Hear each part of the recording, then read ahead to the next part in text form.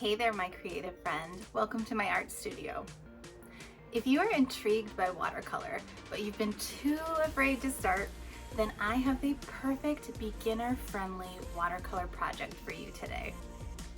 And even if you're not a beginner, this is a super fun project to do anyway because it's very experimental and it'll help loosen you up and get you out of a painting rut. Together, we are going to have a ton of fun with one of my absolute favorite watercolor techniques as we paint a super simple but very magical feather bookmark with your watercolors today.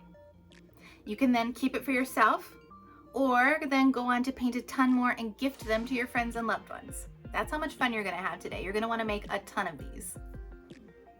This class is for anyone that wants to try watercolor, okay? We're keeping the pressure way low and the fun way high. The technique is so fun that it's just gonna make you smile and it's gonna spark joy and you're gonna wanna make more and more and more. Hey there, I'm Melanie. I'm an artist and an educator. And really, I just wanna be your creative cheerleader here on Skillshare. I love to create happy, whimsical art.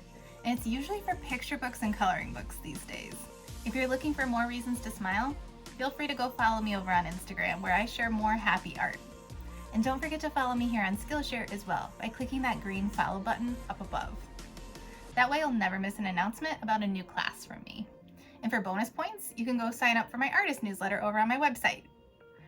You will immediately get 20 free coloring pages just for signing up.